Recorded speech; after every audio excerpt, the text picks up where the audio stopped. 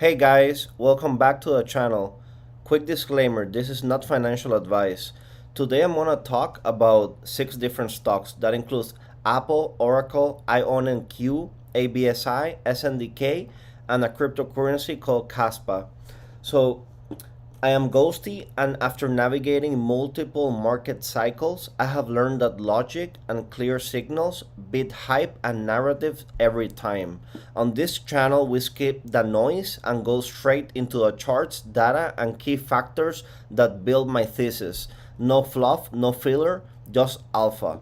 So let's get straight into it.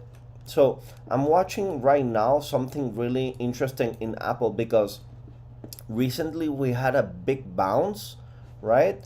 But I am seeing two different key trend lines connecting and acting as a potential resistance. So we can see how price we connect this pivot high to this pivot high, and if we extend it, basically we're gonna get prices about to test that key trend line. But if I connect as well through here, right, you can see the touches. You can see how this we connect this trend line, this pivot through here, right? See all of this reaction here, and we got the rejection here. So this is an active trend line that has a confluence with this one, and we have a massive resistance zone in Apple right now. And if we play and with the charts and the fips, right, so we have the 1.618 just above the two trend lines. So we have massive resistance, and there's multiple factors aligning into that zone, especially after a 21% bounce in just 21 days. And why is Apple going up? Because there has been a rotation.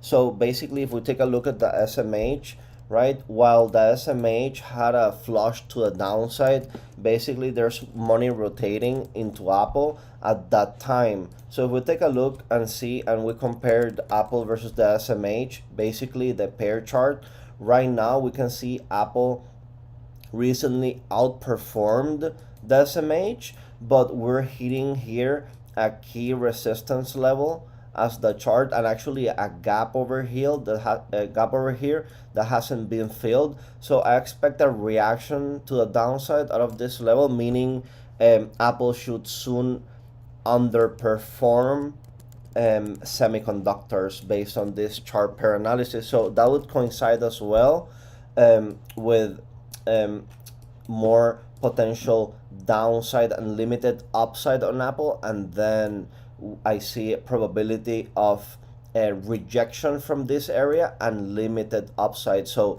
I would start selling. If I was long on Apple, I would start taking some profits here, or I would actually start building a short position because it's highly likely we get a pullback. So what else can I see on Apple? If I take and look for more confluence, because that's what I do.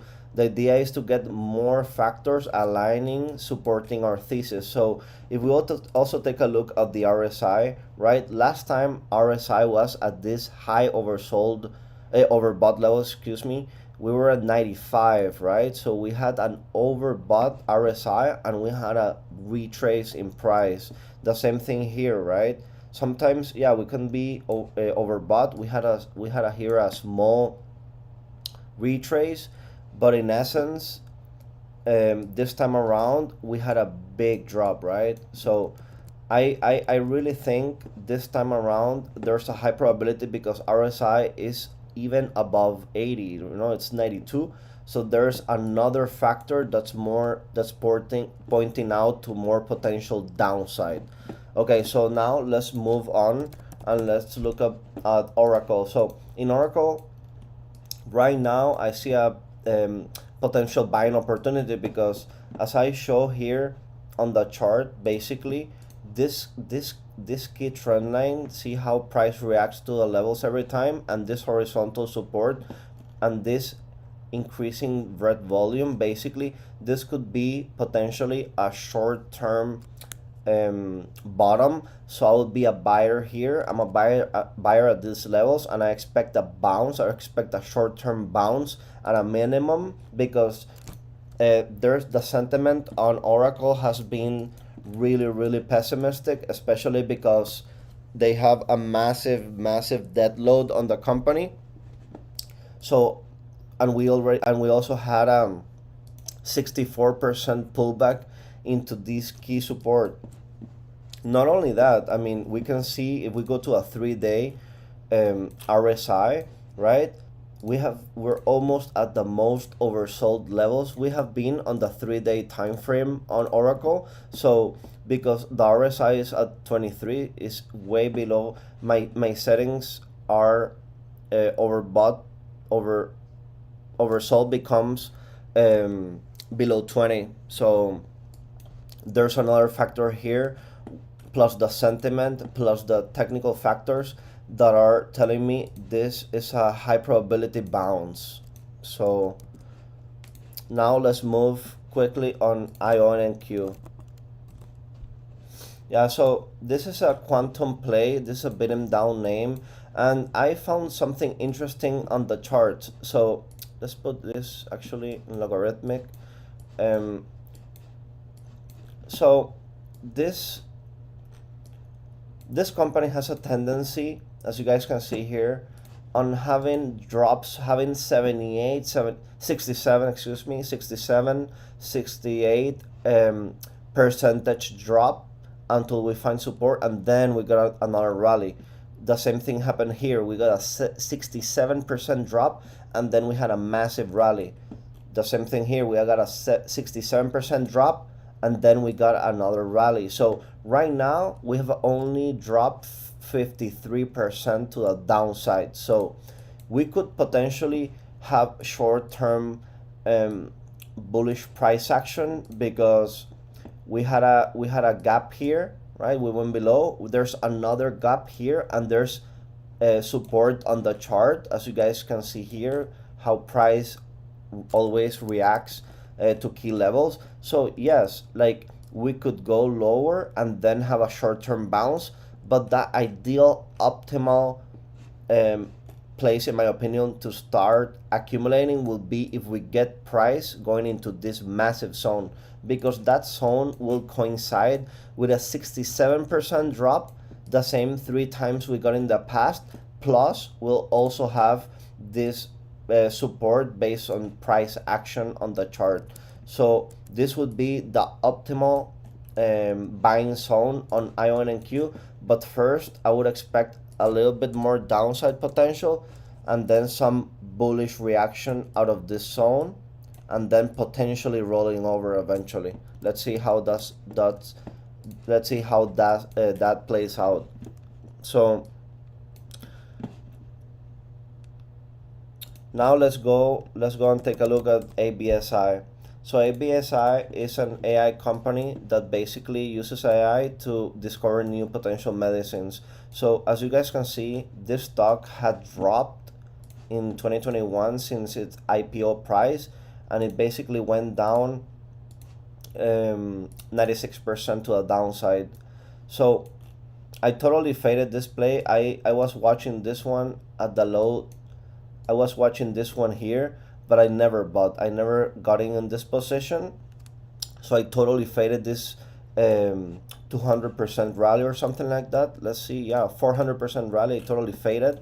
So what I'm seeing right now is this stock has a lot of momentum to the upside still, even after this big massive rally. Because see, you guys can see how in this massive rally, how price just slice through resistance. So basically almost few rejections we had. So right now we're having our first big pullback to the downside. So we have already pulled back 34%, but after this big percentage massive rally, I would expect to start accumulating at least a 50% drop into this massive support based on this trend line, and based on key Fibonacci extensions and price levels. So yeah, something around here I will start getting interesting and seeing how price reacts to getting into longs, because I really think based on many different things that I'm seeing on the chart that the move to the upside is not even over.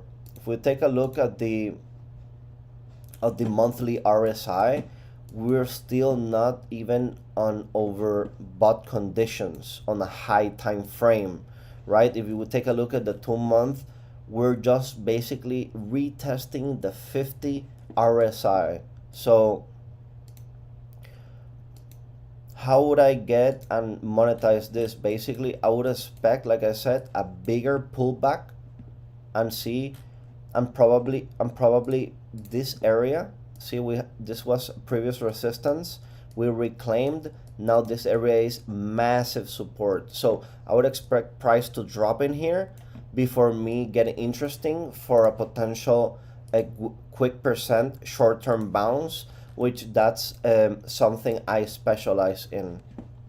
So now that ABSI is out of our way, I'm gonna take a look. Let's take a look at SNDK. So in my previous video, I was saying, guys, there was a big amazing opportunity to get the bounce on SNDK, because I was saying every time price test the 50 SMA, we bounce. So we had a first bounce, second bounce, third bounce, fourth bounce, and I was saying here, guys, we're below the 50 SMA. This is a good amazing opportunity to buy. But I also said, guys, be careful, because we're creating a potential head and shoulder structure.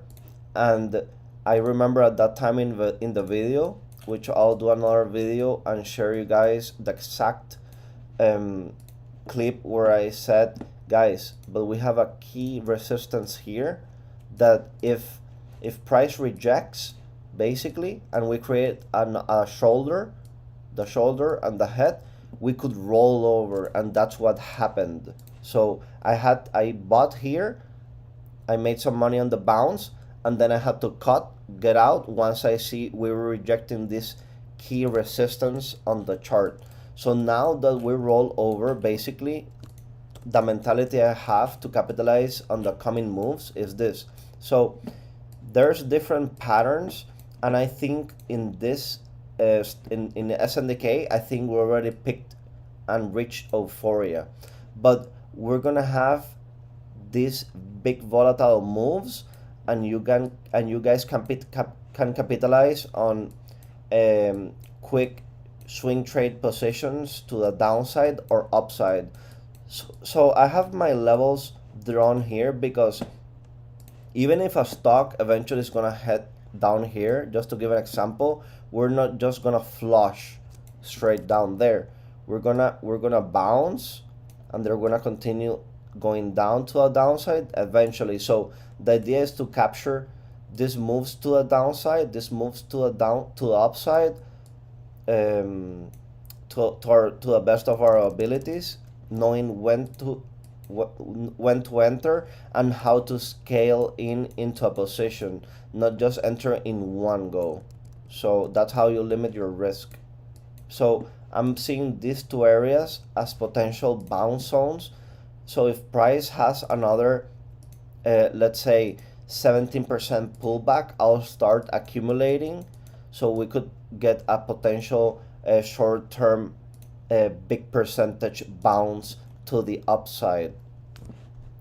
So now that we're done with SNDK, let's take a look at one cryptocurrency that I'm really interested in, because its fundamentals have only been improving since its 2024 top.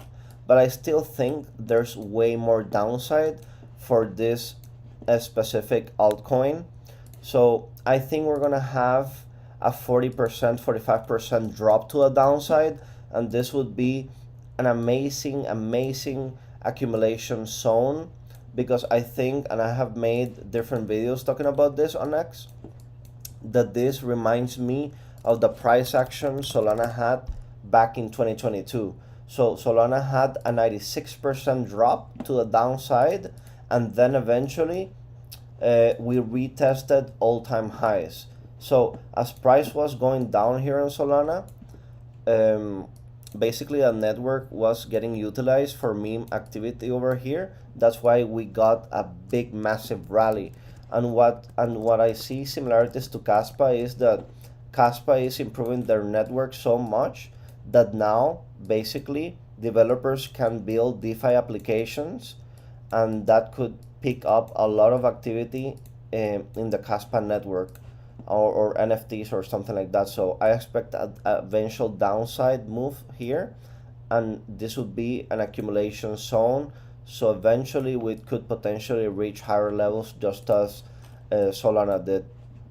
So if you guys like this content, please share, repost, subscribe, and follow me on X.